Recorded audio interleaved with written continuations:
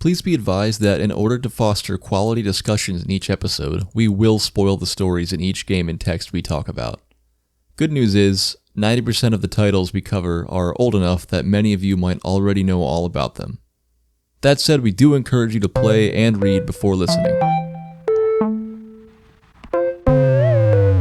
Listen up now, when we evolve, get ready for our game workshop. Wake up, play a game, check it out.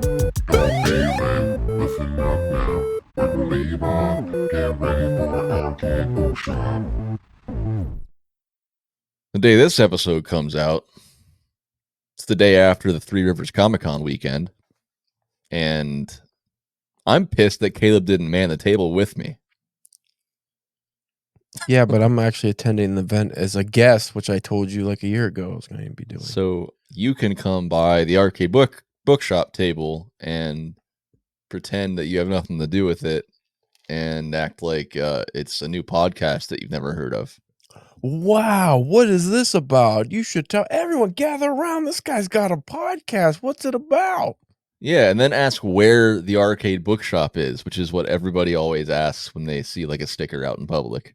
Where is this located at? Ooh, yeah. Where can I didn't shop? even think of that.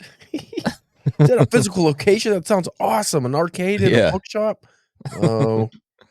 That would be a good idea. But yeah, every time there's like when I would have stickers out at Aslan, people will pick them up and be like, "Oh, where's that at?" And I'll have to be like, it's my podcast online and is not a physical storefront." Not brick and mortar yet. But I still don't know entirely what I'm doing at Comic-Con. I think I'm getting it together, but I have some things to organize. I'm very intimidated by it because I've been there, and I just don't want to be one of those tables where with a guy sitting there by himself, like a loser. Everyone just walks by. Because I am a loser, so I don't want to give that off. And you just stare and go. And I think without you next to me, I very much come off like the loser that I am. Here's a sticker. Your very first guest or person that comes up is like, a dad or a mom or something, and like a little kid wanders over and maybe they're having a discussion, not really paying attention, and then he's like, "Hey, little girl, do you want a sticker?" Right, and that's right when the mom turns around, like, "What the fuck? Get away from that creepy man!" And incidentally, not everybody, but as time went on, more of the people that were picking up the stickers at Aslan were like 7-year-olds, and I'm like, great. And I don't want to say don't take my sticker, but also we mostly just say the F word on here. Yeah, we don't have a family-friendly version even on YouTube, so that's not ideal for the children. No, but it is a cool sticker, so I don't blame them for picking it up. Yeah. But anyway, everybody keep listening because we're talking about Vagabond today, a manga series by Takehiko Inoue, and hopefully I pronounced that right, but probably not. I think it's Inoue. Inoue? All right. I think that when you told me you wanted to do this, I thought it was Vagabond, and it was going to be a more interesting story. But no, it's Vagabond, a manga about feudal Japan and samurais. Gosh darn it. Actually, it was my idea. Welcome to Arcade Bookshop, where we talk about video games and their literary counterparts for all of you who love to play and to read. Thanks so much for listening and joining us today. I'm Bryce Yoli, and as always, I'm here with my pal and cousin-in-law, Caleb James. Yeah. Today we're talking about the beginning of a manga story called Vagabond by Takehiko Inoue. I like Vagabond, it's better. So, Vagabond, initially released in 1999. Can you imagine if you actually met the creator and you're like, I love Vagabond so well, he's Japanese, he might not even fucking know you're fucking it up, but like, that's how I would, anytime I go to an anime convention from now on or something, I'm like, what's your favorite manga? I'm like, Vagabond. But that's probably a thing as well, so that would probably just tank me. We should just keep calling it that. It's like how Adam Blank always calls Ocarina of Time Ocarina of Tim. and certain other things like that. He calls Diablo, just to like piss people off. So yeah, let's continue on with this Vagabond thing and see what else we can do with other names. Nice. Specifically, this is the first omnibus of the series. I think you would consider it, right? Because You got the Viz Big edition, right? yeah. That is Dishwan, folks. If you could, well, for those who watch on YouTube, all three of you. Yeah, it's like hard to talk because they don't call it an omnibus, but it's not just volume 1, it's volume 1 through 3. So we're talking about volumes 1 through 3 of Vagabond. So we're not talking about a complete story, but rather like 3 arcs from the first 3 volumes. And this episode is the sister episode to our episode from 2 weeks ago, where we talked about the fantastic Sea of Stars. In my head, that whole time I was saying that sentence, I was afraid I was going to say Star Tropics. Why? Well, because that was the one that just came out at the time that we're recording this, and Star is in both names. Wow, that's a hard one to overcome. It's the hardest thing that I've ever had to deal with in my entire life. So even harder than eating all those Icelandic hot dogs. That was very easy. I bet it was. I bet it was. So the key items or themes for pairing Vagabond with Sea of Stars were that they share the idea of growing up and learning necessary skills to succeed on formidable adventures, and they also arguably share storytelling points, since Vagabond is a manga which by nature comes from Japan, and Sea of Stars for the most part uses the JRPG storytelling format, which is Japanese role-playing game. So my notes are not updated properly, so this says Sea of Stars synopsis, but I'm talking about Vagabond. Vagabond. So got an itch you can't control? Vagabond. That's gross. Extremely inappropriate for this episode. It's very serious stuff. Very serious. Yep. This manga is actually an adaptation of the novel Musashi by you're going to correct me, but it's by Eiji Yoshikawa. I think it's edgy. Is it? Maybe. Okay, well, whatever. Which is based on the life of a real-life samurai called Miyamoto Musashi, which is one of the most... Miyamoto Musashi. Fuck off. I'm not from Japan. I'm trying my best here. I'm not either. Miyamoto Musashi, which is one of the most... a fast car. Famous samurai of all time, follows Miyamoto Musashi, originally known as Takehiko, and shows us his lonesome and deprived upbringing and his drive to be the strongest fighter around. So, having not read a lot of manga myself, seems like every time I pick up a graphic novel of some sort, usually ends up just being okay or total poop. I didn't really love what was the one we read for an earlier episode based on the Archie comics. Oh, the Riverdale. Riverdale. Yeah, that was better than I expected, but still sucked. Well, yeah, I mean, that's for children pretty much. Young 20-year-olds. But this one really pulled me in. And for being like 600 pages long, I was surprised how fast I got through it. So overall, I enjoyed it. But I think since you know a lot more about these books than about Japanese stuff in general, obviously, I'm Japanese. Me. Yeah.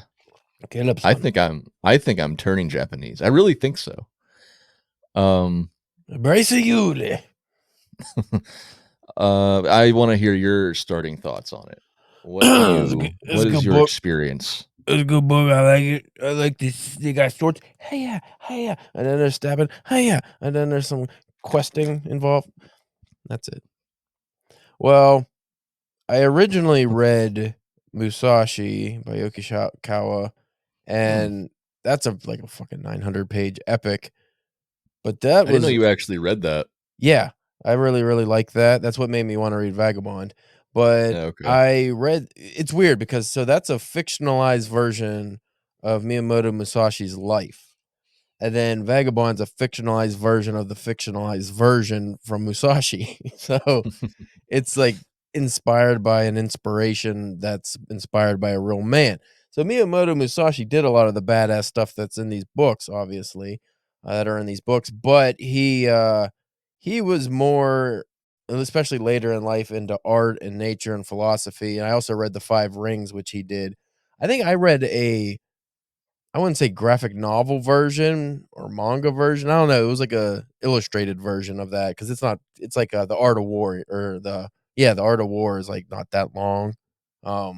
It's mainly just like here's some philosophy points to live by, but that's highly worth a read. I recommend reading that as well. But I read Musashi first, then the Five Rings, and then I read the Vagabond. I only read up to like I think at the time maybe I had 8 or so volumes. I have all 12 now, but it's not done. He's Mhm. Ikoi or whatever his name is on hiatus. There's actually a really good video on YouTube you could watch where they talk about like his basketball series he was doing and other works. And because this is considered one of the best mangas of all time, but I think pretty much just got burnt out and he might not ever get back to it, which fucking sucks, because it's so good. And it's like, well, how does it end? But if you read Musashi, you could, surmise the ending yourself because that has an ending, obviously. And that's a really Right. good book. But Yeah. yeah, a lot of I can't remember how much Buddhist stuff I know there's still a lot of philosophy bits in the manga, but I don't think it goes as heavy as the book version did.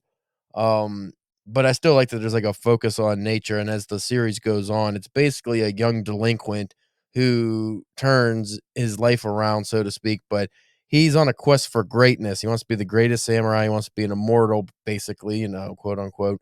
And then as the series goes on, he realizes the real meaning of life and what it means to be a good man and all that stuff. So you get a lot from it if you want to read deeply, or you could just have fun with the like this first volume, he just has a wooden sword and he's beating people to death with it. So that's awesome. Yeah, I read briefly that Inoue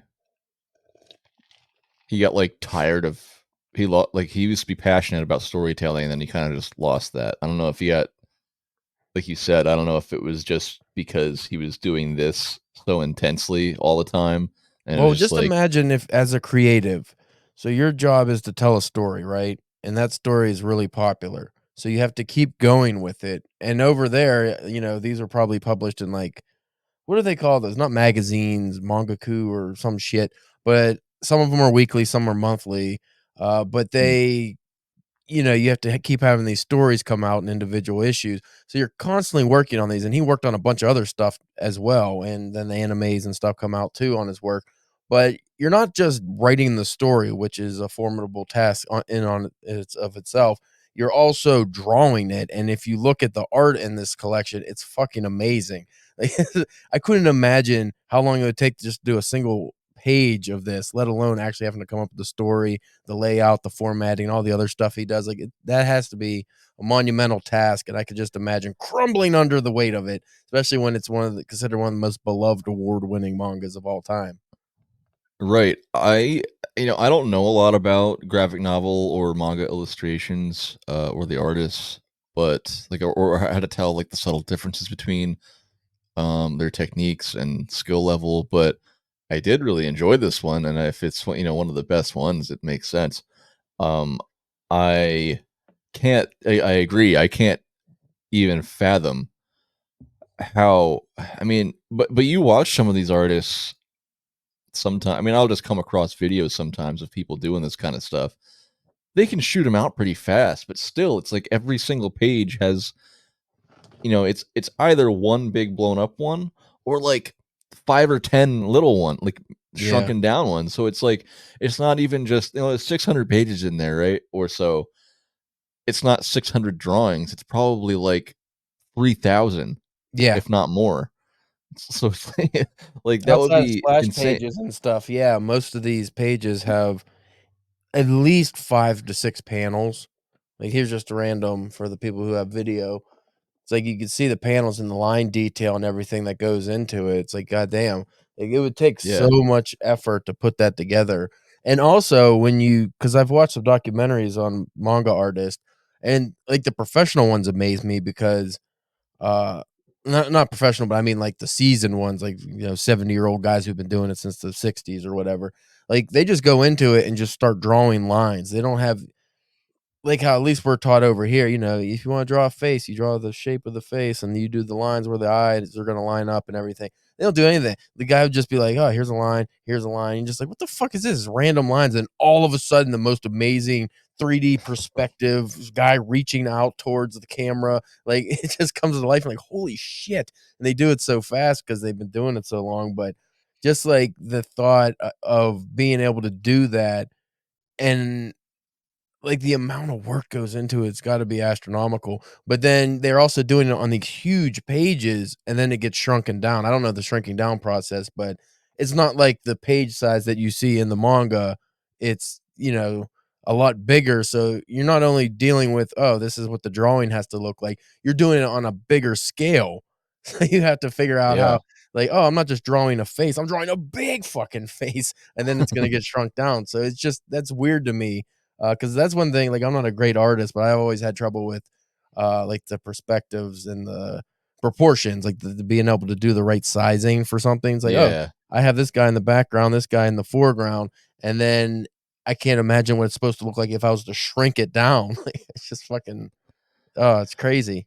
Yeah, I suck at that kind of stuff. Like I have an art background a little bit, but even when we were doing what do you call them? Study, when people would come in and sit down and we'd draw them in class or paint them.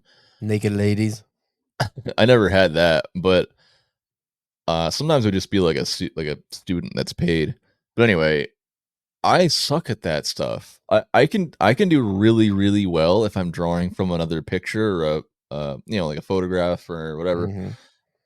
I can copy pretty well if I just like constantly stare back and forth But because how do you I do on the sizing, though? So if you copy just for, "Okay, this is the size it's gonna be," but what if you have to say, okay, like the painting you did behind you of the face. What if you had yeah, to do that, but you had to do it half the size? Like, would you be able to do that adequately, you think? Like, be able to shrink it down drawing? like actually redraw it Yeah, like you're smaller. redrawing it, so you're basically copying it, but you have to make it either smaller or bigger. Well, usually the way I don't think I ever actually did this, but usually the way they do it is you like take a picture of what you're copying and then you lay a grid over top of it and then you print it out so that no matter what, we're at whatever size your new drawing is going to be, you can kind of you can either lay a grid over top of that or underneath it or something so you Mhm. can you can literally like map it out So you're not straight up exactly. freehanding it from, Yeah. just But visualization. I could do it. It wouldn't be perfect, but I could like, because copying from a flat surface, I can compute that in my brain a lot better, a Than a lot 3D easier. person sitting in And front of you. yeah, I just don't get that. And I especially don't get how people draw things from their mind and Yeah. have the proportions perfect. That blows my mind. Well, just look at so here's another just random page from this for those who are video or if you put this on Instagram. Like, look at the line work. Like, there's Yeah. so many inked lines and shading and everything, even, like, the robes. Like, you look at the robes, it's not just shaded, it's like line work. It's Yeah, it's like ridiculous. tons and tons and tons of cross hatching in the perfect places. I noticed that when I was looking at it too. It's That has to take so long to do that. Like, I I couldn't don't know how imagine. people I don't know how that people even figure that out. That's impressive to me. I'm sure someone like Riley can understand that, but And unlike American artists, like American comics, for the most part, I mean, there are manga studios, so I'm sure they have a staff that do a lot of this stuff. And maybe even later version of this, he might have had helpers. But I know a lot of manga artists, they do it all. They're not. they're doing the inking, the coloring, the shading, the lettering, they do it all themselves a lot of the time, at least until it takes off.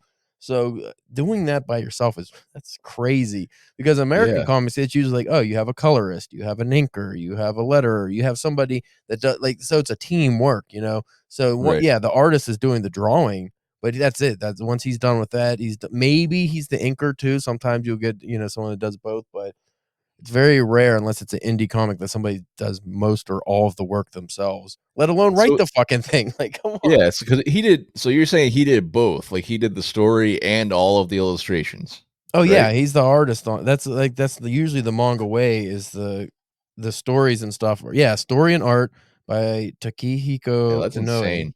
Yeah, he did it all. So there's no one else is attributed to this at all, which is fucking crazy to me. That's I mean, like this is so the fir like much. I said, maybe in later volumes, but I'm pretty sure that's why he got burnt out. He didn't have anyone helping because sometimes they will something gets popular enough and you work for a major studio, they will source out some work, like, "Hey, you could do all the drawings and stuff. You don't need to do, like, all the shading. You don't need to go crazy or, you know, you just give us the idea and we'll do it." Like, that's how a lot of animes are. Like, you think of, like, Dragon Ball, okay, it may have been originally Toriyama doing it, but at some point he has a whole studio and he's not even really involved in the art or anything anymore. Right. It's like a whole team doing it. But the fucking mangas, that's different. At least this one, award-winning mangas like that, generally it's just that guy. I'll have to look later at maybe one of the like final volumes to see if he's still attributed as the only creator, but I think he is. That's crazy. And I was just talking to my friend that I work with at the cafe. He just went to Japan and came back, and he's ready to go back again already. But he was saying how Japanese culture is so much like perfection. Like Yeah. there's almost like there's often no option but doing it perfect.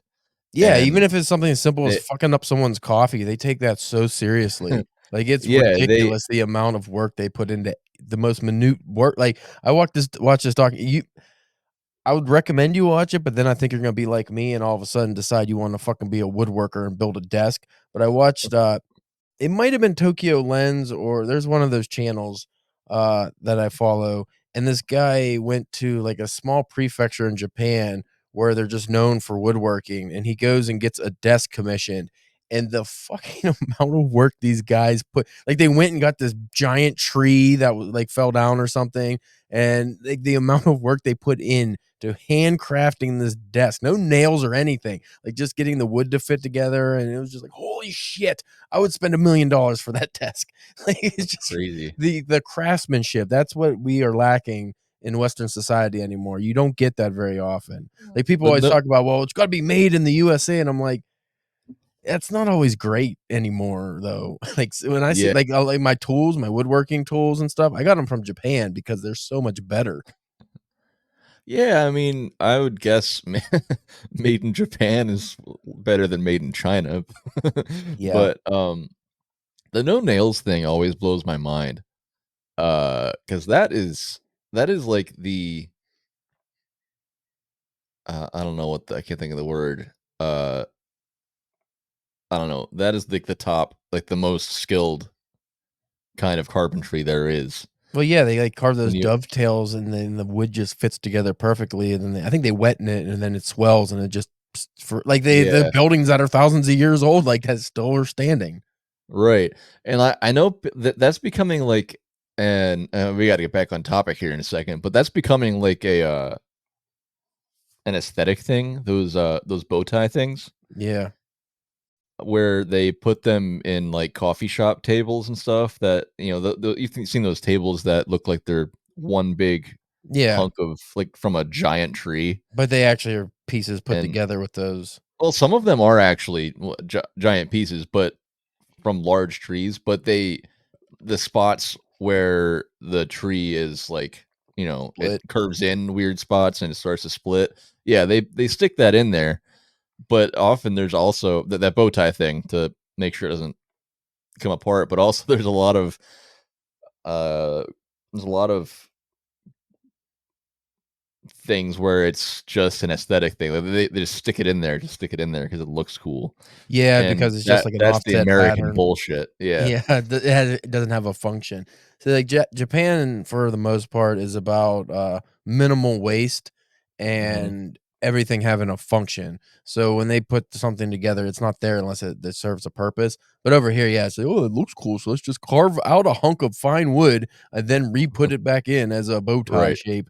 And those are not easy to make, by the way. I've tried, but it's just, yeah, that's stupid. But anyway, we gotta get back on topic. Well, just to finish out the illustration talk, I I also really liked how the certain scene, it was mostly the opening scenes or the closing scenes. They were the coloring was saved for those like really important scenes, and it's beautiful. Yeah. And then, but also you can see where he's drawing in a way to keep to either narrate your focus in to the story, or to keep you moving. So like you showed some of those big pictures, they like suck you into it, and it makes you really observe what's happening in the moment. But then there's others where it's just like a whole bunch of, this is probably just like a typical, like, again, I don't know anything about like making comics or graphic novels or anything, but excuse me, I just noticed that when there's like more frames on a page, often, but not always, but if he's trying to move the story along, it's like less inked and sort of like vignetted.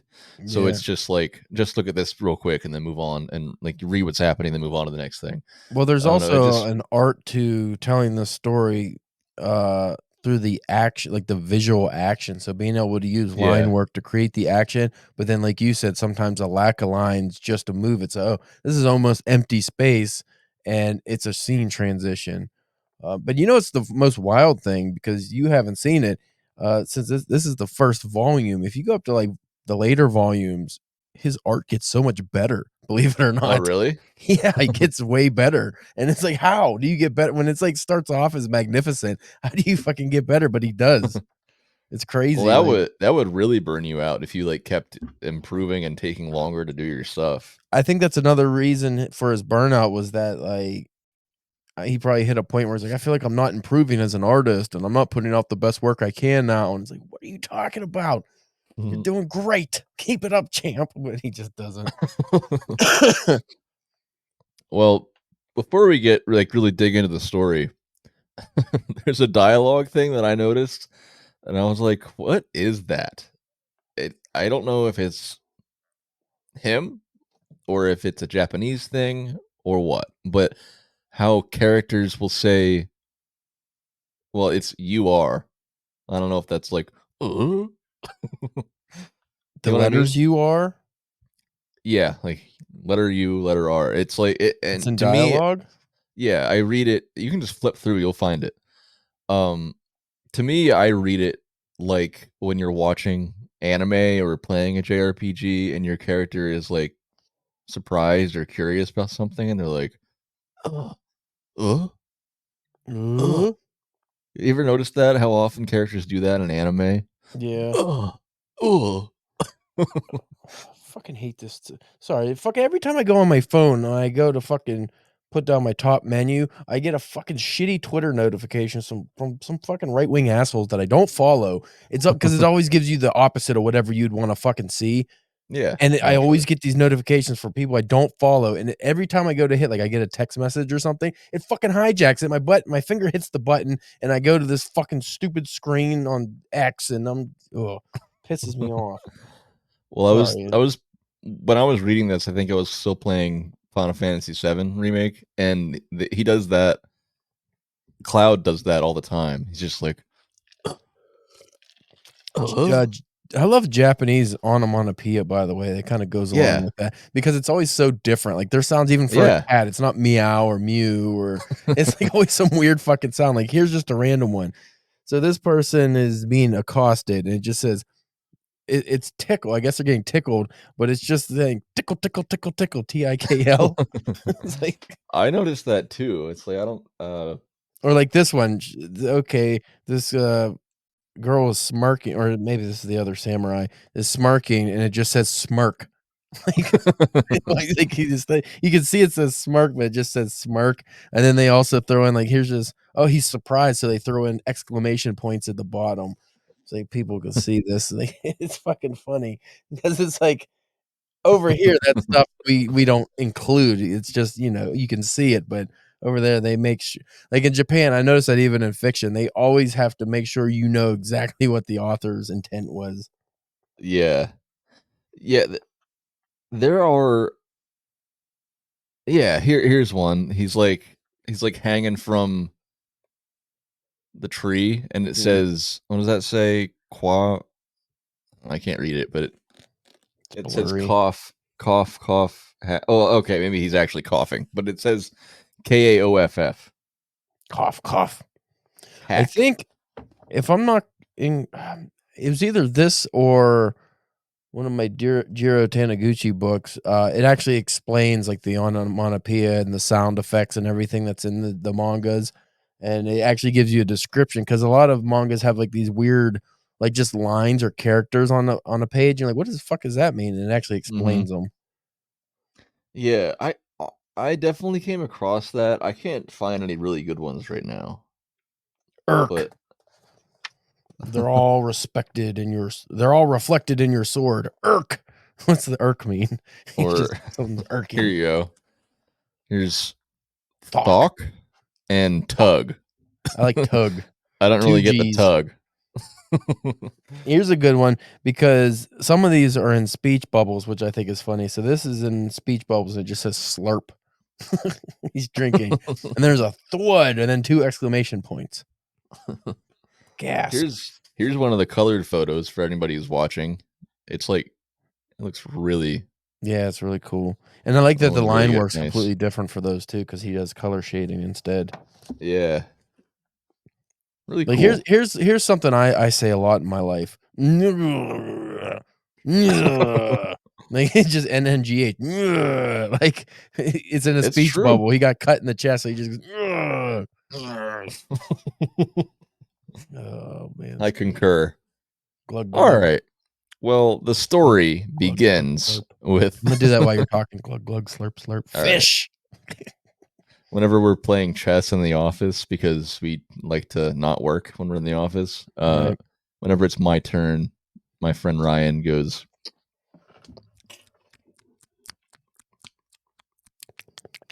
It's annoying.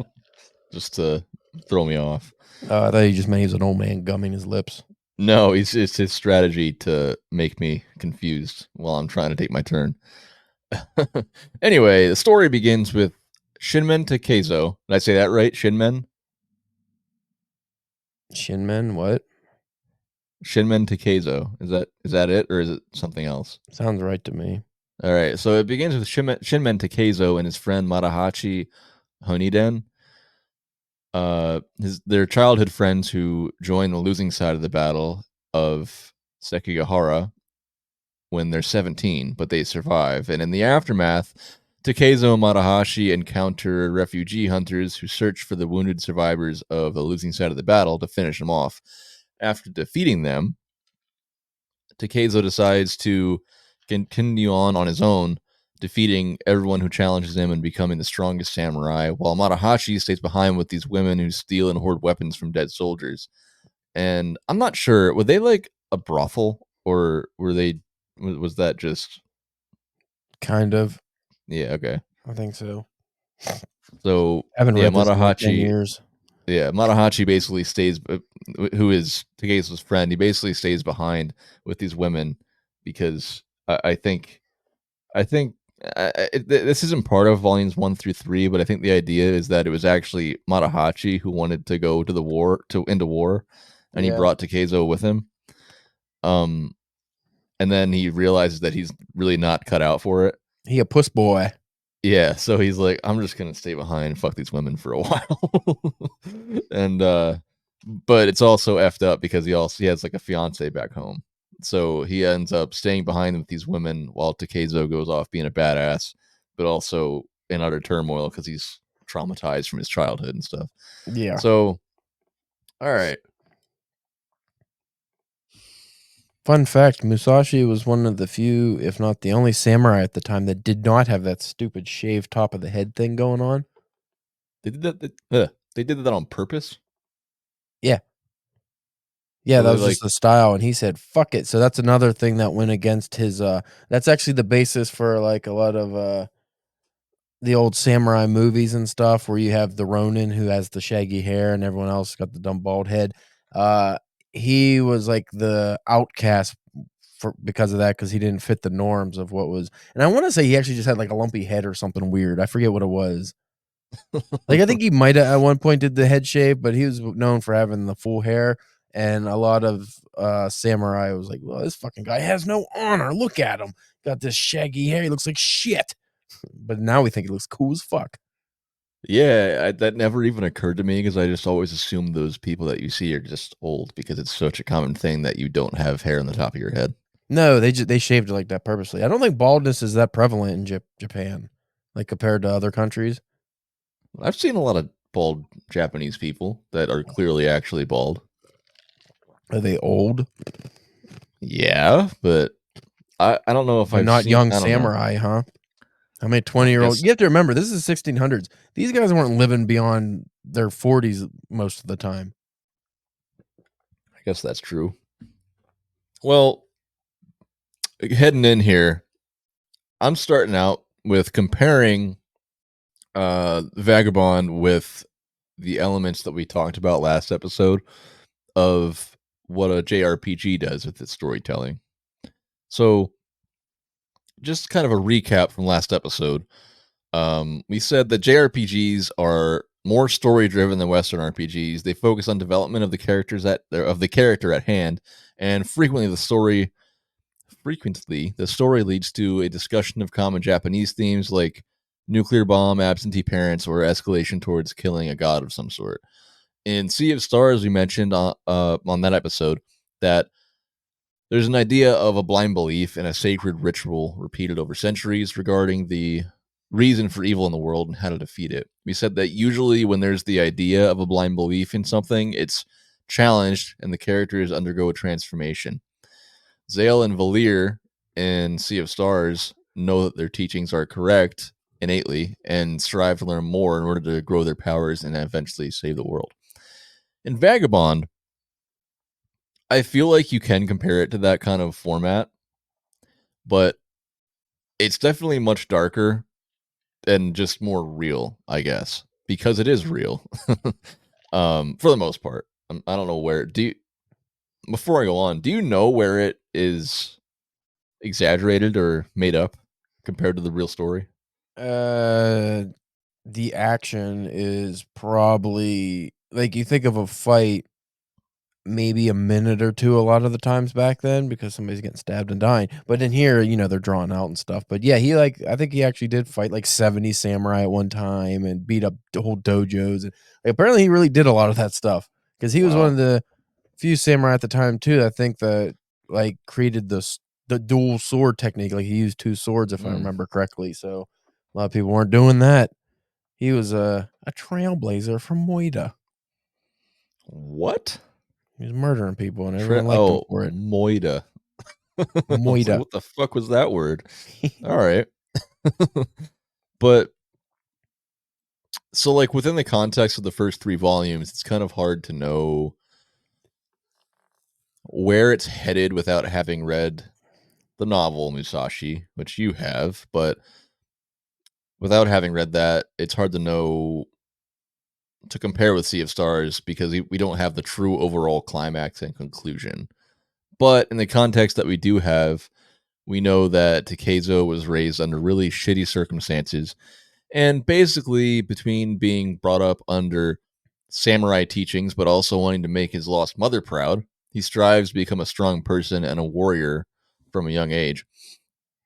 In a way, with the blind belief thing and Sea of Stars, uh, I feel like Takezo had a blind belief in like war and conflict due to the way his father raised him basically to be a soldier. And while that kept him alive, it also turned him into a complete outcast in his town because of his pretty much casual violent tendencies. They treated him like he was a demon. They called him a demon all the time. Yeah. But for backstory, his father was Shinmen. You're gonna chastise me again. Shinmen Munisai. Wow. Okay, Bryce. Racist. I don't know how to say it. I believe you pronounced it like that. That's fucked up. I don't know. Sounds right to me.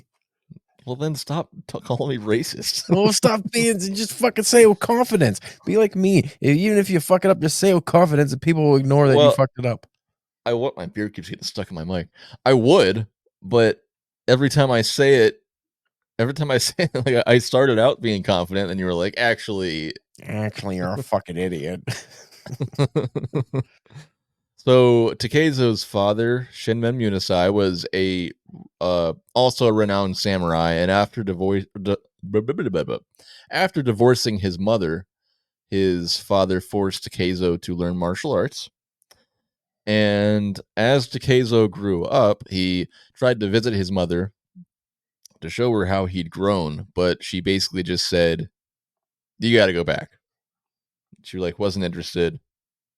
I don't know what that is culturally, because it seems like if your lost son came back to you, you would, as a nurturing mother, you would just naturally want to communicate with your child. But I don't know if it's if it would be seen legally weird or. I have a question that has nothing to do with what you're talking about, but it just seems very interesting to me all of a sudden. Okay. So Japan, until the, I don't know, 1850s or something, was completely shut off from the rest of the world. So at the time of this, there was no outsiders in Japan. They still had marriage and divorce. So when was marriage and divorce created, and how is it just all over the world people getting married? Does that seem weird to you that a country that its whole life cycle just cut off from the rest of the world still had marriage? It's bizarre. Yeah, I don't know if it was different, because I don't know if the book specifically says divorce. But even so, marriage, like you're getting married and you have a ceremony because they have what's considered a traditional Japanese marriage ceremony still. So, and people were they had arranged marriages and shit, but it's just weird to me that marriage has been a thing for so long around the world. Who invented it and how did it propagate everywhere? Right, because odd. Like, man and woman just get together and they get married and the law is involved. Like, who fucking invented it? Yeah, because I don't think that, I could be wrong here, but I don't think that was originally in the Bible. I think that was added. I think the marriage ceremony was added way late. Yeah. So I don't know. That's I'm really. gonna have to look that up real quick because that's gonna bother And me. I'm just saying, you can't even come at it from a biblical standpoint. No, and again, Which Japan, there was no from Japan. Christianity back then that I know of. How would they have gotten it? They killed everybody who came in that was a foreigner. I mean, I'm sure they had the Dutch or something would come here once in a while, but that didn't. I don't think they were giving them these. Hold on, I got some information. Okay. The first recorded evidence of marriage ceremonies uniting one woman and one man dates from about 2350 BC in Mesopotamia. Over the next several hundred years, marriage evolved into a widespread institution embraced by the ancient Hebrews, Greeks, and Romans. Oh God, fucking Jesus. Every time I hit that fucking finger, here's some stupid news. I can't disable it. I tried. Precious time, Caleb. When was nope, that ain't right. We're recording on actual physical tape here. Marriage. It costs us by the second. Marriage is what brings us here together today. So you start saying more dumb shit. When was marriage invented in Japan? Oh, come on. Japan doesn't have the fucking number 8 in it. Okay. Oh, I'm having problems. Marriage in Japan. The average age of first marriage in Japan has climbed. Nope, that's not it. History of courtship and marriage in Japan. The marriage pattern in Japan in primitive times. Jesus. So way before the other thing that I read. Hmm. So basically, just the beginning of time, people were getting married for some reason. Someone was just like, "Let's men need to be irritated from the get go, so let's just do it." It is kind of weird that Just because why is that the thing? Like, is there a it all culture where just you don't get married and nobody gives a shit, or what? yeah, I mean there must be, but yeah, it does seem odd that I mean, there's a lot of monogamy is tribes something. where it's not you don't just marry one woman, but you have a bunch of women, but they're still married. Like, it's Yeah, just weird. Like, there's always been this, like, not forced connection, but yeah, legal connection, I guess. yeah. It's odd. Well, what about the thing where well, look up why you think or why maybe culturally his mother felt like don't even bother with me anymore. I don't know how you look that up, but like, you know what I mean? Like, why I don't get why she just didn't even want anything to do with him. You know? 'Cause he's a piece of garbage. No, it's her son. But he's a piece of garbage. He's killing people. Is that? I don't think that's why though. There's a lot of honor involved, and he dishonored his family. He's garbage. No, he was raised that way because his father was a samurai. Yeah. So it's like You I don't do think he. have to remember that back then, women didn't have rights, basically. They were subservient objects. And I get that. So you do think that's the reason that she was like she knew that she didn't have rights. So if she I don't think she had tried much to, say in the matter. but so like Takezo went to her Yeah. and then she said like go back. Yeah, get out So of my she could. hair. So do you think it's because she would get in trouble?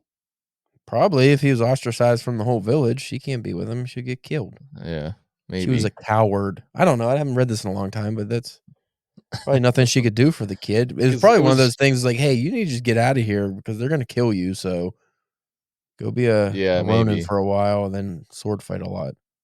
It was a very brief moment. They didn't really explain it, I don't think. It is a But fun story arc, though, because he starts off as a piece of garbage, going around beating people's heads in and be a petty criminal. I mean, he was just surviving, but he was just a piece of shit.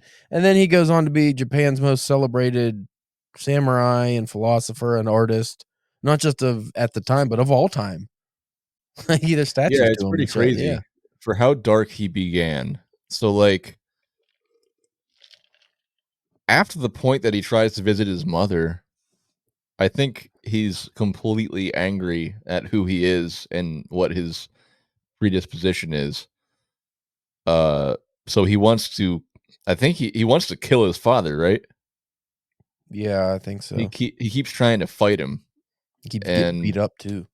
I don't remember if it's resolved in volumes 1 through 3, but do you know what happened to his father? I think he got AIDS. Oh, yeah, it's probably AIDS. 1600s AIDS. I don't I don't remember. I'm sure he died a horrible death, though. But he was a renowned samurai, so I don't think that like Takezo didn't kill him, right? I don't think so. Yeah, because that would have been like a huge accomplishment for him to be honest. But so assumedly or whatever the word is, his father eventually met some demise because of the nature of him being a renowned samurai. Um, but Takezo just keeps going on and on because of this instilled belief in just fighting that his father raised him on. Like, you know, he lost the nurturing, the mother's side of being, you know, of his upbringing. Is the word I was trying Mhm. to think of. It doesn't say that he is, it doesn't show or Well, specify how he physically dies in the manga. It's only hold on. metaphorically shown because Musashi fights. Oh, that's a fucking name. Susujakaze Koi for the second time, and I guess it kills his father for some reason. I don't know. I don't remember. So I just thought of this, but do you think Real maybe life, it was thoracic cancer. So that's what they said. In real life, it Oh, was thoracic cancer. well, Or that's is that how bad. Miyamoto Musashi died? That sounds bro. No, that was Miyamoto Musashi died of thoracic Oh, cancer. okay. That's sad, Oh, tragic. I think he that's died in a unfortunate. cave. Really? Yeah, he wrote the 5 rings, then he's like, "Alright, I'm done," and just croaked. Pretty sure that's how So that happened. I'm just now thinking of this, but do you think that maybe, I mean, you having read a lot more, you read Musashi, do you think it's possible that at least up to a point, his Takezo or Musashi's um his craving for becoming the most powerful samurai or the strongest fighter, do you think he's really just constantly fighting his father? Probably. At Yeah. least in the story, the fictionalized version, I would say. Yeah, that's probably true.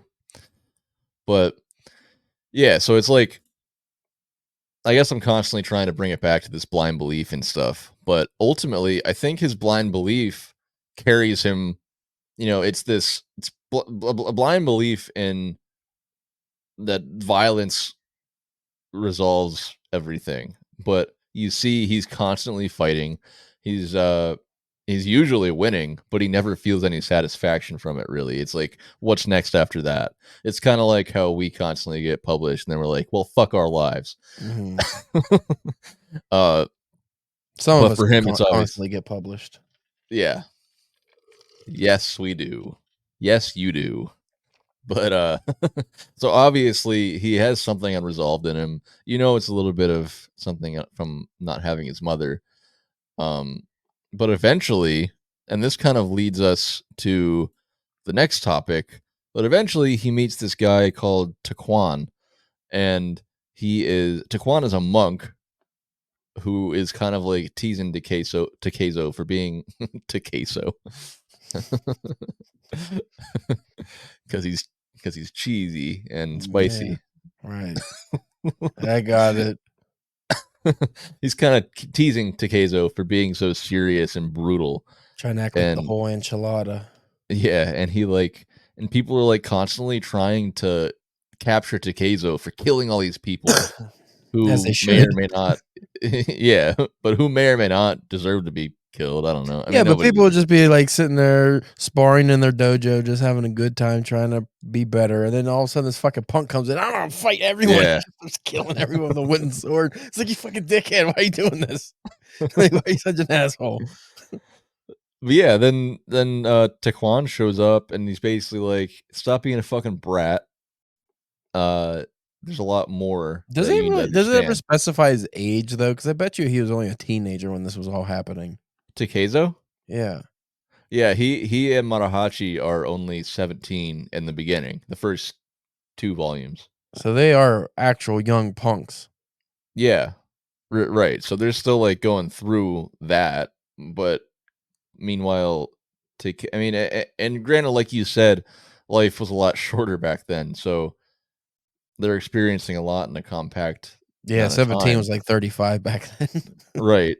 You're expected to have kids and a family by then. But at the same time, they're probably still like having that like adolescent experience, but also really serious shit. Um, and for Takezo, like very serious stuff. And before we go on to the next topic, let's bring it back to the JRPG thing. How this story goes to show that, I mean, since it's based on real life events and people, it goes to show that the elements of JRPG storytelling are really mostly a natural part of Japanese culture, and you're probably going to find them in most Japanese stories. Specifically, we see the issues with absentee parents, like we mentioned before, and escalation towards killing quote unquote gods. Or in this case, the strongest samurai in each region that Takezo travels, or his father, really. I also like to go along with the RPG aspect, and at least from what I remember from the series, is like every dojo he goes to and every new foe he and the final boss, not the final boss, but the level boss always has like a different weapon and a different style, so he can fight them and learn the style. So it's always cool. It's not just like the same fight over and over. It is like an RPG. It's like, oh no, we have to have different kinds of bosses. This guy uses a pole and like it's just cool. A bow staff, A right? bow staff, a double-edged spear, like, just He's shit like fighting that. me with his pole. Wang. His extender pole, like Goku. Boing. Oh yeah. Why did So Goku the have to get rid next of that? That thing was badass. He just fucking boing. It'd go like a mile long. It's very useful. that would be a mile long pole. That would be very useful. You do things with it, you know? Yeah. Let's talk about that more. Okay. No, Go let's on. not. What the fuck are we bringing up for then? No, but the next part was growing up and learning necessary skills to succeed on formidable adventures. So we talked about that with Sea of Stars. Let's talk about it with Vagabond. Takehiko, we're gonna run back through some things we already said a little bit probably, but he's angsty with warranted anger from his father and his mother not having his mother in his life. He wants to kill his father and be with his mother who turns him away. And that absolutely kills him inside. And it basically turns off all of his emotions. And I would imagine at some point he has to have lost the guidance of his father, or his father just doesn't fucking care anymore because, his Takehiko gets really good at fighting, at what he does. But he fights like a beast. And everyone, like we said before already, everyone he encounters, says that he's a demon because he fights in such a grisly way, and he doesn't fucking care. Like, he will just whatever he needs to do to survive. He'll stomp on your head. He'll just totally No obliterate honor, you in just any way. fucking kill Yeah, you. and then Which is crazy during a time where like a hangnail will fucking kill you. So he's just going around yeah, like, I'm gonna chop you in the fucking arm and you're gonna bleed to death. Like, right. asshole. Thanks. You're just minding my business, fetching pails of water, and some dickhead comes up and stabs me in the fucking spleen. Thanks, buddy. I was Well, just, he didn't. you can't get water better than me. Ugh. Fucking jerk. But he didn't do that, did You he? might have. You don't know. You didn't read far enough. Yeah, I must have missed the part where he killed innocent people You fetching walked water. around like a fucking old school Guido. You think you're better than me? Fucking stab. Fucking ass face. Anyway, He was a jerk in the first volume. yeah, he kind of was. But when he meets Taquan, he actually begins to form true discipline and kind of transform his character for the first time, seemingly in his entire life. But it's funny because everyone is out to get him, right? They're like, they can't capture him. Every time they think they know where he is, he kills them or escapes somehow. And Taquan is like, "I'll get him, don't worry." And he tells the people that are hunting him that he's gonna go find him, but they don't know that he doesn't actually want to give them. He doesn't want to give Takehiko to these people. He just wants to kind of take care of him. So Taquan works with this, and I forget who this woman is, but I think it's someone from Takeizo's childhood, or it's Matahashi's fiance, right? Yeah. Yeah. So he gets together with Matahashi's fiance, who Matahachi sent not in that way. Caleb sticking a pen through his hands. So yeah, Matahachi had sent a letter saying, which I don't know if he even wrote. It might have been one of the women from the brothel, but Probably one of the whores. yeah, saying that You know what? I'm Can't call them whores back then because a lot of them didn't even have a choice in the matter. Stop being True. a dickhead, Bryce. I'm not saying any of that. The So, ladies of the brothel. but they basically sent a letter saying that I'm staying here. It's over. Blah blah blah. And then Matahachi's This is why the book's called fiance is- Vagabond, by the way, because of the brothel. This is true. And it's stinky, very stinky back then. No air conditioning. Basically, yeah. So that's why I'm Big not bushes. coming back. And you make this so fucking much harder than it has to be.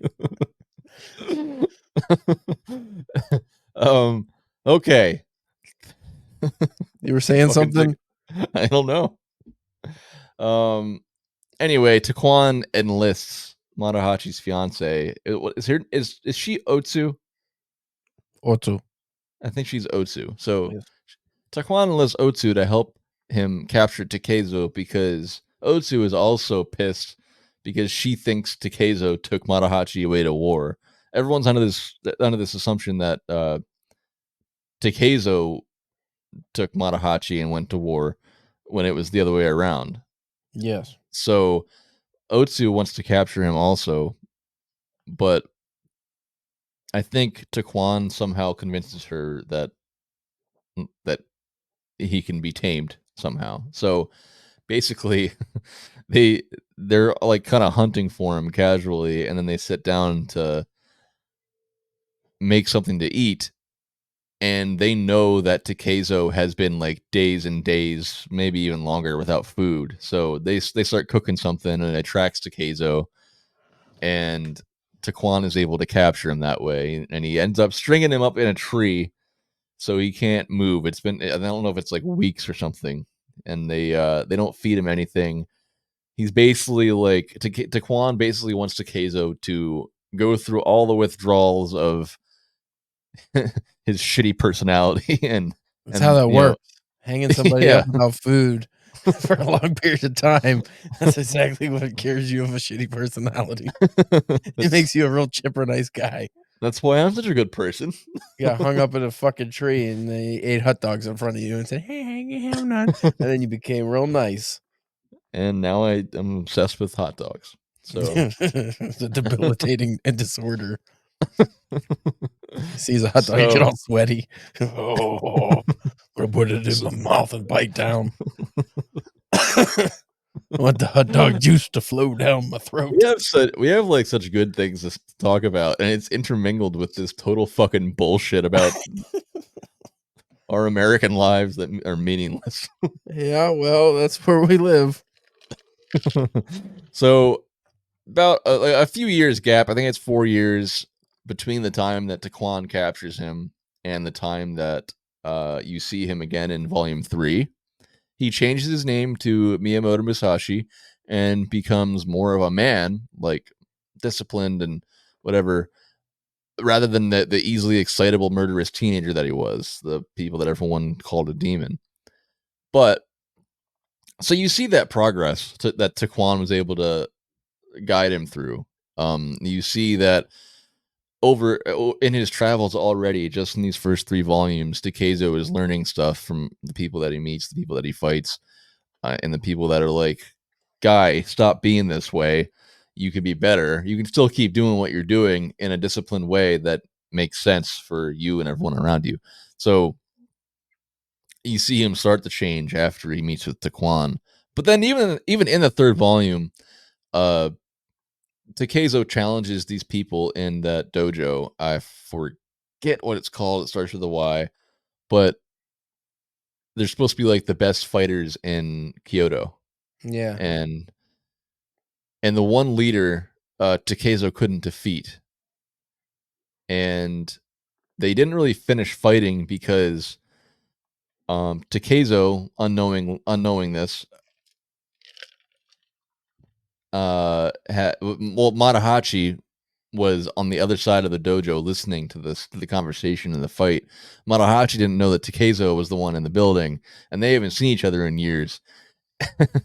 And Matahachi is still being a dumbass that he's been, and he's like drinking all the sake in the in the containers outside, and that don't belong to him. And then eventually, somehow he ends up starting a fire in the dojo, so they can't. He burns the place down, and Takeizo can't finish his fights. So everybody scatters, runs away. But that leader that he was trying to fight, that he never defeated, he ends up implying that the way Takeizo fights is still so undisciplined because he can sense that he has unresolved trauma keeping him from truly mastering his abilities and becoming as strong as he could be. And that's where it ends basically, and it makes you want to keep reading. It makes me want to keep reading for sure. Especially, it's like a 600-page book, but I got through that in like a week and a half maybe. But it shows that just in 3 volumes you can see the growth in this character, and he's clearly doing this thing that happens in JRPGs where the main character is like it receives the majority of the focus and development, and they're learning these skills slowly and gradually as they need to succeed on their in each new adventure they go on, each new place they go, each new boss they fight, each new all of that. Fascinating. So I'm excited to keep reading it. I don't know when I'll fit it in, but what did you say? There's 12 volumes. Yes. Yeah,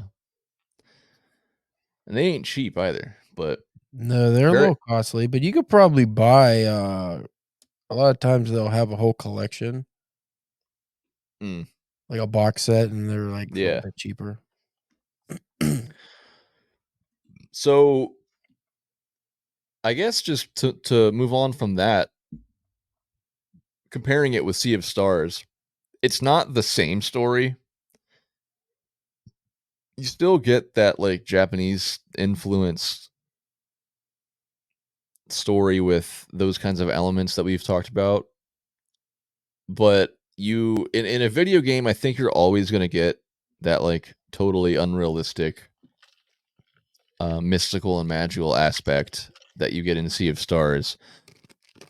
And you don't get that in Vagabond because it's a true story about real people, or it's inspired by a true story about real people and gruesome battles. Mm-hmm.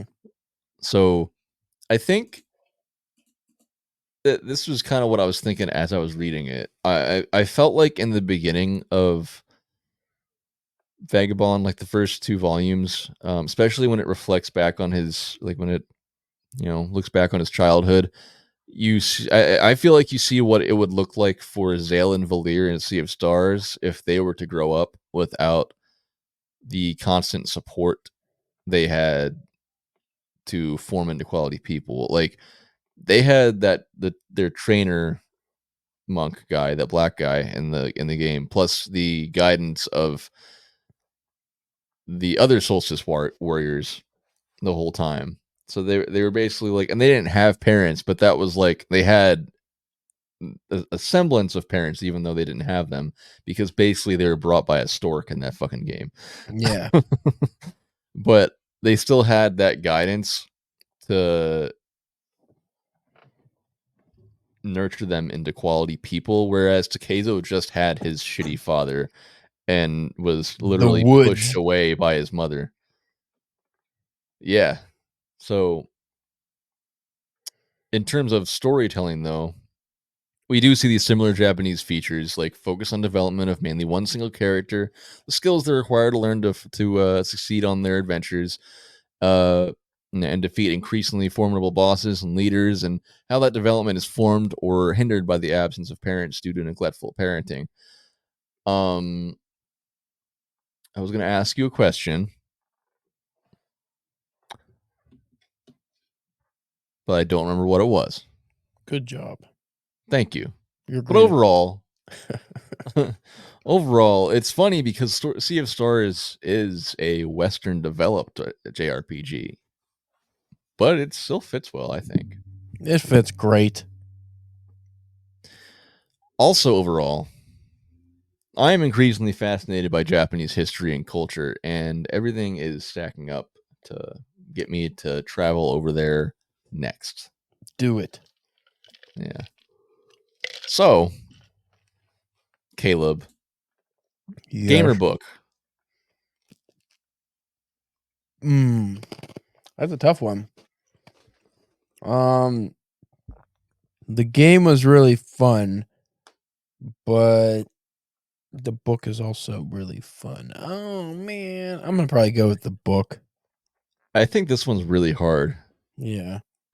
To we do this almost every episode. I'm mainly going with the book because it has adult themes, whereas the game is more family friendly. Yeah, that wasn't really a factor for me, but I just felt like, so if I didn't have to choose one or the other, I literally stack these up side by side in terms of quality. But because the book is based on real people and a real story, and because it's so long and has so many more painstakingly beautiful illustrations, I have to give the book favor. It just seems like it's more, like again, I don't know what goes into game development, but you look at this book and it looks like more work than the It video also game. has, like, deeper philosophical notes about life that come up throughout the series that the game does not have. That's what I was gonna ask you, because I feel like the first 3 volumes, it doesn't get very deep. And I was gonna ask you a minute ago what you think, uh, or what those moments are later on that come up philosophically, because I don't remember It's it written so really. you almost grow with the character, like, you can see why he like, his motivations change and why he changes as a person, and as you're reading, you can also, attribute those to your own life and maybe make those changes in your life too, because you could see someone else going through it who probably went through things that were harder than you, and that you don't get in Sea of Stars at all. Yeah. Well, you said something about, like, how it's heavily influenced by nature or something like that. Yeah, nature and, like, Buddhist philosophies and stuff like that. Is that the same thing? Like, you don't it's not, like, in your face, but it's there? Yeah. Okay. Yeah, I do see that, I guess, with, with Taquan, because he's probably Buddhist. Well, there's more, quiet contemplation that shows up in the later volumes too, and, like, Yeah. Musashi in the book, there's, I think there's, like, whole scenes where he's going through, like, tea ceremonies and it teaches him patience and different art things because he really as a person, he did get real deep into that and pretty much stopped being a violent person, honestly, Hmm. and I think that like I said, I haven't read all of the series, so I know as it goes on, he's still fighting a bunch, but I think it because even the book Musashi, it ends with a fight, so you don't get necessarily a completely peaceful Miyamoto Musashi, but you don't get old Musashi either. But he did change his life, and he does a lot of reflection, uh, in his later years, and you know, he's not at all shy about what he did. He doesn't have any shame in killing people or anything like that, but he views life from the natural aspect, and, it goes real deep into that stuff, which I liked. It's, like, Hmm. more a lot more spiritual than you would think, but even from a fucking sword fighting manga. Yeah. Well, I like that. I think that knowing that development uh, plays in well with what I don't know about from reading the first 3 volumes. Um, you know, in terms of his growth in that aspect, comparing with Sea of Stars.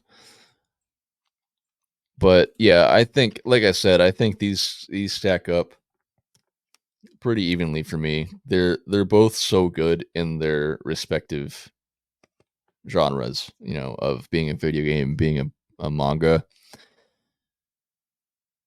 That said, I do give the book favor, and I have the additional caveat that I'm not the biggest manga reader yet, but I am kind of a big RPG guy.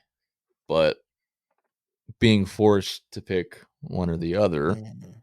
I choose the book because it just seems like, there's like we talked about. I think we talked about how much work goes into it early in the episode, and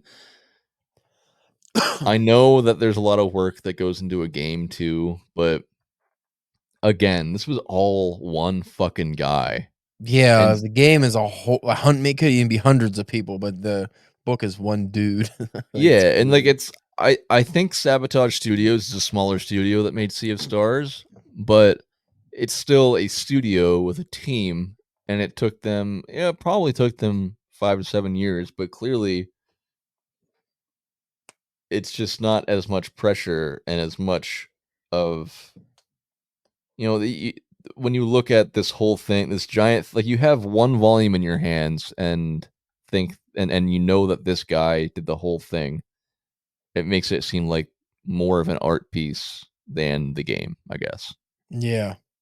But that But doesn't. I think they actually do have art books that's just art from this and, like, original art as well that's not wasn't in the Vagabond. Oh, really? I could be wrong, but I'm pretty sure there are actual just art books from Vagabond. Probably. That said, I don't want to take away from Sea of Stars because I have a crush on that game, and Mhm. and they have their art book too, and it's You know, that stuff isn't easy. It's not easy to make a game as high quality as that was without any stupid glitches and nonsense. And they keep putting out additional things, and there's going to be DLC. But so I love it. But in this case, I prefer the book. I just wish the book was finished. I do too. I'll have to read Musashi at some point. I don't fucking know when that'll be. When I'll have It's time to really, read it's that. not a hard read because it's like action adventure, so you just fly through. It's really fun, but at the same time, it is a long book Yeah, it's a because it lot. was like 800 or 900 pages. But it was also, from what I remember, I was trying to find it. I don't know what I did with it. It was bigger pages though, like it was a bigger book. Oh, So it okay. might, maybe add another 50 pages to that. Yeah. God. Well, you know what time it is. Time to go and eat hot dogs. I wish. Uh, It's time for Top 5 Times.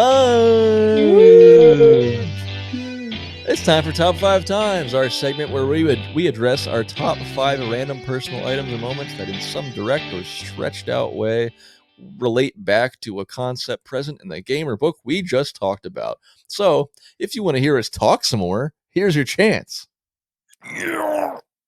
Top 5 times. Number 1. What's the top time that you started thinking a lot about swords? Swords. 'Cause I know you did. When I was a young man, I always wanted the knives at the knife throw or the ring throwing game at the fair, and I had a knife collection that was pretty cool. And then I was like, maybe I'll be a sword guy. I feel like every white guy goes through a sword guy period. It's like I'm gonna have swords. I'm gonna learn how to sword fight. When I was young, I thought about that. But I never actually owned a samurai sword or anything like that. But I had a cousin who had broadswords, and they were fucking cool. Like, Ooh. Yeah. and yeah, swords are cool, but I don't own swords. I have I have a couple daggers. Yeah. Yeah. Hmm. And throwing stars. I used to have a lot of throwing stars for some reason. Shurikens? Yes. When I was a child, when you'd go to anywhere for whatever reason, I just like the episode of South Park. You could be a kid and buy weapons at places. I don't think you could do that anymore. But when we were, at least when I was growing up, you could buy shurikens and fucking what do they call those? The stiletto knives, the ones you press the button and it just shoots out. Oh, yeah. Switchblades. Yeah, we had all kinds of fucking weapons. We would just play with them like assholes and cut ourselves, and nobody cared because that was the 90s and things were better back then. Good times. Good Now times. you can't even have fucking scissors for kids unless they're neon orange and have bumper grips on them. I just saw this video. Well, it was kind of one of those videos you see all the time with that like new retro music that makes you nostalgic for the 80s or whatever. But it was just like it had a preface where it said you just woke up and it's still 2005 and you're taking a trip to Walmart or something like that. And it shows the inside of Walmart and various departments, and then the game department, like playing at 64 and staring up at the screen. Or I guess that wouldn't be 64 anymore, would it? Or would it? In 2005? No, it wouldn't. That'd be PS2, Xbox, maybe. Yeah, but that one in particular, I see those all the time, but that one in particular was just like, I would love if I woke up one day and it was still like 2005 or 2008 or something like that. Be crazy. What's that to do with swords, Bryce? What's your sword? You said something about nostalgic in the 90s. Oh, okay. So, top time I started thinking about swords. My brother was obsessed with Dragon Ball, and I don't know if he ever read any manga or anything like that, but I feel like Dragon Ball alone got him really into like, Japanese shit and sword stuff, and he loved going to the Oriental store at the mall. Is And it called the Oriental store? yeah, it was called Oriental Gifts. That was back then. So I'm not Technically, that's saying the actual proper use of the word Oriental. Any other use is a slur, but Oriental referring to goods is proper use of it. oh, interesting. So it's not a slur that way. So I said that literally because that's what it was called. Mm. Oriental But I still gifts. feel like people just shy away from that word anymore. Yeah. But yeah, they would have that kind of stuff at that store, and my brother would get like really into that. But today he actually owns a whole bunch of swords. Sword But guy. he got me into it, so I would go to that store also and be like, "Oh, these are awesome," but I knew fucking nothing about it. That was a huge poser for my brother back then.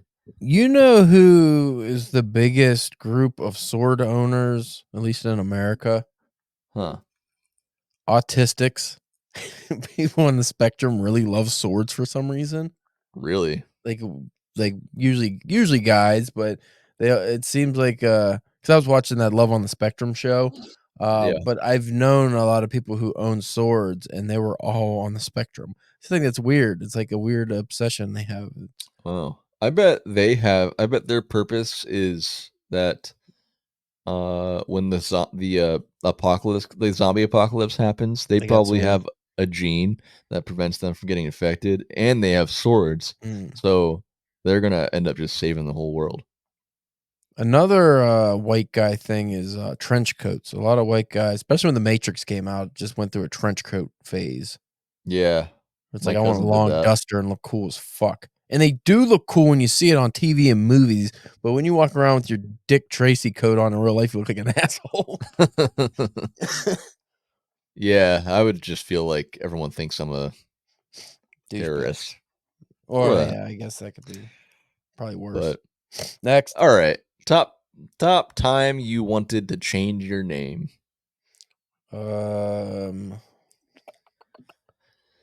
Think I ever wanted to change my name. Well, you don't use your last name in full. I thought you meant my first name. Whatever. Anyway. I mean my last name just because it's nobody pronounces it correctly, so I just don't use it. But so you never thought I want everyone to call me this? How about a nickname? No. Are you serious? I thought this was something that everybody kind of went through a little bit. A nickname? When I was a kid, my dad called me CJ because my name's Caleb James, but he was the only one that called me that. I don't think anyone else ever called me any nickname. And you never wanted them to. I tried to get people to call me Big Dick Rick for a long time, but that never stuck. I went through various periods where I was very aware that everybody had a nickname, and I was like, I'm never gonna get to have a cool nickname because my name is Bryce. You could be B Rice. Oh yeah, people call me that, but it's stupid. Yeah, it is dumb. So that I remember there was a period where I was really annoyed about that because I thought my name was boring and I wanted a cool nickname, and I would watch shows and stuff where they had cool names and be like, can everyone just call me something else? And I remember playing Zelda. I think it was the Oracle of Ages. And you get like a feather thing. I don't know. But so I was like, I wonder if I can get everybody to call me Feather. Oh, that's Feather. No, you can't be Feather. That's worse than Cloud. Let's just call yourself Skylar and play guitar. But yeah, that was my time. That always sticks out in my head. I'm sure there were other times, but did you really want to be Feather? It crossed my mind. I don't know if I actually said it to anybody, but it definitely was in my head. I have a bad memory from Ocarina. I think it was Ocarina of Time. One of the Zelda games, because you can always put your name or, a name at the beginning. You don't have to be Link. And I put my name, Caleb, for the save state. I think it was actually Link to the Past. But for some reason, I put the capital G instead of the C. And then for the rest of eternity, my fucking asshole brother kept calling me Caleb. And I was like, goddamn dickhead. That's the worst when you're like a kid, you know. Oh, I'm Caleb now. Great. And also I had to play through the game because I didn't notice until I was halfway through. So I could just start over. Caleb won the game. I'm gonna start calling you Caleb now. Caleb was like, great. Awesome. Fantastic. Well, now you can't say it because then you'll just be a homophobe. You'll I get guess canceled. so. Can't make fun of the word gay anymore But that's or not. Caleb. It's officially not why I'm saying it. It's just because it's funny, and we'll be It is laughing, funny. and But no why is it one funny, can Bryce? know why. What's funny about being gay, Bryce? Nothing. Nothing's funny about being gay. It's funny when you're Caleb. It's funny when you're Caleb. It sucks. I don't like it. I don't like it at all. I never did, never will. Next Top up. time or most recent time you reached the top of a leaderboard? Like a couple weeks ago, I won the Duolingo Diamond Tournament. And not only that, Wow. because it's like I think it's a month-long tournament. So I came in number 1 in the Diamond League. And then I came in number 1 in every aspect of the tournament. Every week I came in number 1 and I won the tournament. I was like, yeah, and I have badges. So I'm a fucking monster.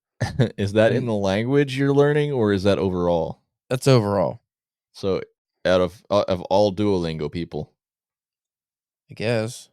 that's Yeah, crazy. it's not for a specific language. It's just that, because I did different languages every day, the ones I'm studying. So it's just all your Yeah, languages. It's just your account. So yeah, I was number yeah. 1 on I don't get Duolingo. how I'll never get how you're so consistent with that. Never miss Dude, a I had to day. get like But 10 or 11,000 XP every week just to top that board because there were so many fucking people that I was competing against that were crazy XP grinders. were you actually competing with them, or were you just doing your thing? No, I wanted to fucking win. I wanted to win it all one time, and then after that, I was gonna be like, okay, I'm gonna go back to just doing my lessons, and I can't. I even thought about putting my mode on private, so I'm not even in the leaderboards anymore because I sometimes I get focused on it because it's gamified, so you end up focusing on that, and sometimes you're not even doing your lessons the way you should because I need to get more XP. I'll just do the match madness over and over. Yeah. So after that, I don't know if I'm gonna do that, but no, I'm just focused on my lessons again. Okay. All right. Top time I reached the top of a leaderboard. I had my answer in my head and I can't remember now. Was it that hot dog eating contest you were in? I wish. um Shit, what was it? What have I won recently, Caleb? Stupid as a nickname. Feather. Top time I reached the top of a leaderboard. Chess. Let's go with that. It's not an official leaderboard, but I beat my coworker at chess in real life 4 times in a row. And Wow. in terms of me and my coworkers leaderboard, that was tops. Taps. He's only beaten me twice in a row, I think. So I was impressed with myself when I did 3 times, let alone 4. And then he beat me online after that because I was in fucking Iceland and I wasn't even paying attention. But Yeah, I know what that's like. do you? Yeah, I lost one time to some fucking guy not that long ago because I accidentally fucking hit the play button and then I removed the challenge, but it still challenged him. And then I had to Mm. play and I wasn't focused because I didn't even want to play because I already beat him a Oh, bunch of times. And then me? yeah, you. And then I fucking just half-assed my way through the thing and lost, and I was fucking irritated. You resigned because you're a fucking dickhead. You resigned on me like 3 times when I was about to checkmate you. That's neither here nor there. All right, go on. What are you thought of 2? Not really, but I'll come up with them on the fly. We're All talking right. about competition. Top 5 time. What's the top time that your competitive nature has gotten you either in trouble or embarrassed you? Mm. Perhaps you thought, "Oh, I got this in the fucking bag. I'm gonna crush this guy," and then you were fucking destroyed, humiliated, Um, pantsed in front of the world. I would say, well, the first thing that popped into my head was late in my career at Starbucks. Um, we got to this point where our manager was just fucking terrible, and Mm, we had to keep like we got to a point where we had to start talking, like emailing and calling the regional manager because nothing was getting done that we needed to get done, and everything was just we were wasting tons of food and lots of disagreement.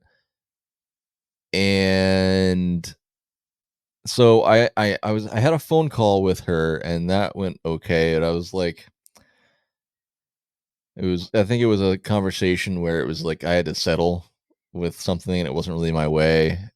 But I was around Starbucks. I got to be like one of the more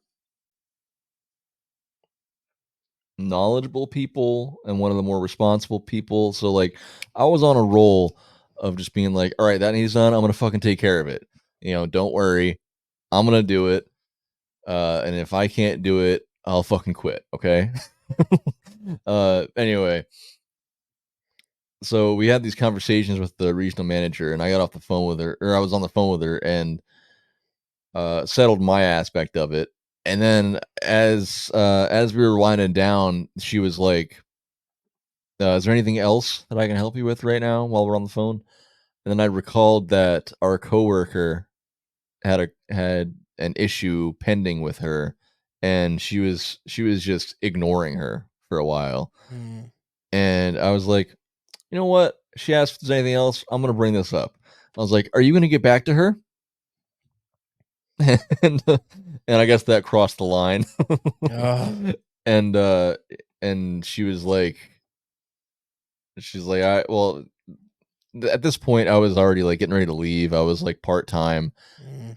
um no longer a shift, I think, or getting there because I had a full-time job at that point. And she was like, "That's completely inappropriate, and I'm not going to answer your questions about another employee." And and I felt like I get to these points where I feel like really in control, and like I'm just gonna say what needs to be said because You otherwise should nothing's have getting done. you should have bowed out when you were at the top, Yeah, when and you had the upper hand. that was really embarrassing, and I felt pissed and emotional the rest of the day. So yeah, Neato. Um, I can't think of any specific instance. I've I've had times where maybe let's just say like a stupid trivia thing or something, or I don't know. I'm dealing with people that as a conversation goes on or something, I just start to think this person might be a fucking idiot, and then I maybe get overconfident or something. I don't do this so much anymore, but when I was younger, I had a bad habit of, oh, I'm smarter than this guy. Then you start almost, not flexing your smarts, but just trying to not make him feel dumber, but you're not treating them the best you probably could. And then something will happen where it's like you're 100% confident in something that you're wrong about, and they yeah. actually have the right answer. And because you have such a little opinion of their intellect that you're just like, oh, there's no way they're fucking right. And then when you get proven wrong, especially if it's in front of other people by the fucking dumb person, you're like, "Oh," I like, hate that's that. that's the fucking worst, especially if it's something that you're fairly knowledgeable in, but usually for me, it happens when it's something that I'm not. Maybe at one time I was very knowledgeable in, but I haven't kept up to date with it, so then I'm using old knowledge that even though this person might be an idiot, they just happen to know the most modern iteration of something, say it's a comic or movie or whatever it is, and then I just make myself look like a fucking arrogant asshole, and I'm wrong. So I try not to do that anymore, but I've had that happen a few times in life. I remember even in school, I've had that happen a couple times where you're so confident that you know more than the teacher on this one thing, and then it turns out you don't, and you're a fucking idiot. That's the worst when you uh, think, "Oh wait, am I the fucking idiot?" I have that thought constantly. And not to bring chess back up again, but when I first started playing chess with my coworker, the the it started out that he was like, "Well, I don't know if I want to play chess. I'm like really bad at chess. I can't even beat my kids." And his kids are like 8 and like Uh, 13 or something. uh, So it's like, well, if he can't beat his kids, I can definitely beat him. And then I started playing him, and we're like equal-ish skill level, and I'm like, what the fuck? Am I an idiot? Am I like a fucking total stupid. fucking doofus? That I can't beat this person who can't beat his kids, or are his kids I'm somehow dumber than an 8-year-old. geniuses? Yeah. Yeah, that's a terrible feeling. All right, final top time. What is a top time that you felt incredibly frustrated in an artistic endeavor or with an artistic endeavor? I think every time that I try to write fiction, and I hope I can get past that, but every time I sit down and write a story, and it takes me like a few weeks, and then I get some feedback on it because I'm never sure if I did it right. The feedback I get tends to be similar, and it's incredibly frustrating because it feels like I know exactly what story I'm trying to tell, and the readers have no idea what the fuck's going on. Mm. And we've talked about this off air, but yeah, because it's like a repeat thing. Um, what keeps me going is that it seems like everyone tends to say the writing is beautiful. You just have to clear things up. But it's frustrating because I don't understand why I write well with no clarity, with little to no clarity. But Mm. You have the writing mechanics, but the storytelling aspect is lacking, maybe. it's like the whole point. It's frustrating. Well, that's very problematic because I've known people who are terrible writers but could tell a good story, and it's the same thing where it's like I stopped reading halfway through because I think the writing sucks, but the story was good. So because I went through that exact same period where, and even now I struggle with that sometimes because I get focused on the language or the way I want to tell a story, but then I kind of not tell a bad story, but I don't give enough focus to make sure the story's engaging or cool. Because I read a lot of literary fiction, and a lot of times the literary fiction is more about the writing than the actual story. And Yeah. I'm interested in those kind of stories, but a lot of people nowadays aren't. So, most people don't want to read James Joyce Ulysses. They want to read, Stephen King because the story's fun or entertaining. They don't care about the metaphor usage is so deep and the language is sprawling, and they don't give a shit about that stuff. So I'm trying now, which I've had success with, is uh combining things, trying to find a good balance. But for me, my most frustrated artistic endeavor has to be some of these longer stories I've written where I cannot place them anywhere. It's like nobody wants them, and I'm like, I thought they were good, I liked them, but nobody gives a shit. And a lot of times either the stupid stories that I don't care about are starting to get picked up, or stories that I wrote a long time ago and just did nothing with, they're getting picked up now when I submit them. Like, not even like, oh, I submitted them 5 places, like one place I submitted it to and it gets picked up. So I'm like, Yeah. fuck. Did I have it right originally when I was just more story focused? I don't know. Um, yeah, it's frustrating because a lot of times publishers don't tell you what they want. Like, if they reject you, like, "Oh, we didn't want it because of this." Like, you get nothing, so you don't know why you're getting rejected, and then you're gonna keep fumbling through, Because is the story actually bad or they just don't have a spot for it? That's usually what it probably comes down to, but I definitely need to focus more on writing stories that are story focused, and the writing and the language is a close second. Yeah. I would agree that it these endeavors with publications are really fucking frustrating. Specifically that which I already mentioned on Arcade Cafe a few weeks ago.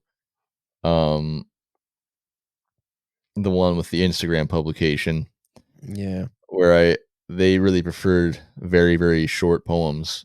And every time I would write like on the spot, like haikus, and they were okay, but I thought they were like the worst, like close to the bottom of the barrel of the things that I've written. And they would be like, I love this one. Yeah. Still didn't And I'm take it like, though. no, they didn't take it, but they expressed to me specifically that they liked it, and I'm like, but why? Yeah. I don't understand. Like, what?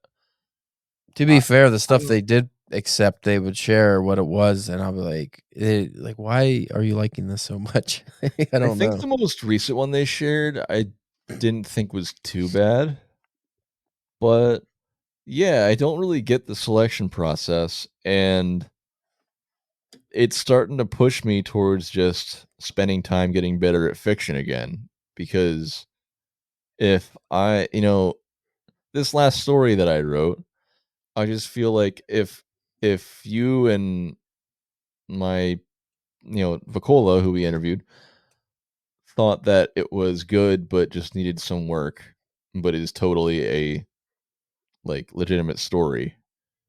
If that's the case, and I just fix it up, and I just keep doing that until you typically don't need to fix up as much.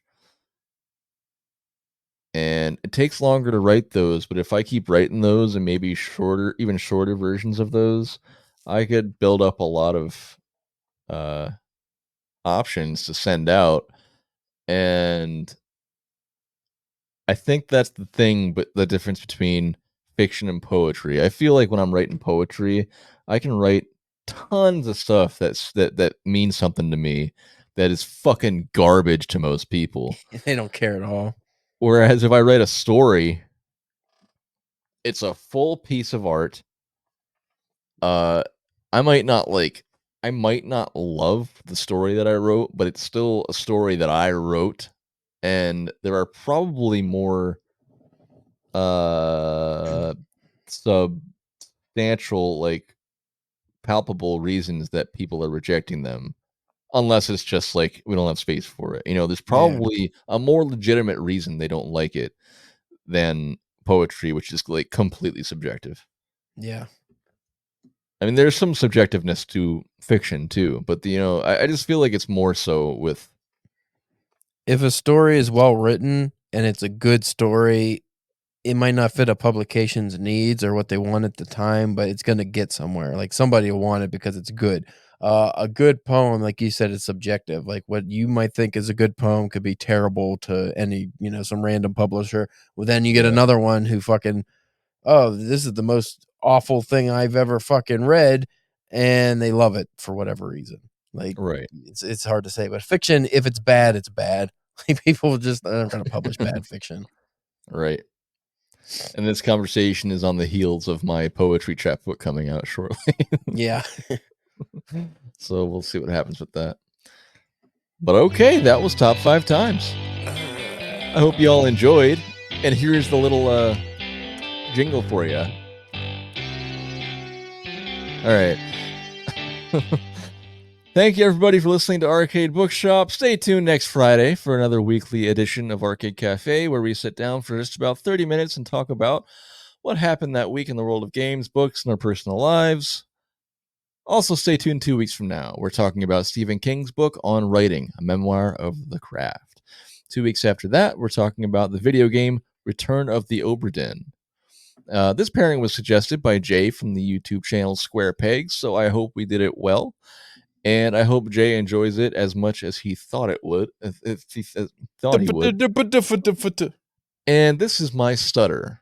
You sound like Japanese onomatopoeia again. But hopefully we didn't just soil those pairings and ruin both the book and the game for him and everyone else and ourselves. So if you're enjoying the show, be sure to follow and subscribe wherever you get your podcasts. Rate us 5 stars and review wherever you're listening. We really appreciate it. It helps us. You can follow us on Instagram at arcade_bookshop and TikTok and YouTube at Arcade Bookshop. Thank you all again for listening, and maybe do as we do. Keep a controller in one hand and your book in the other. Oh, Caleb. And I'm not going to do finger guns. So long.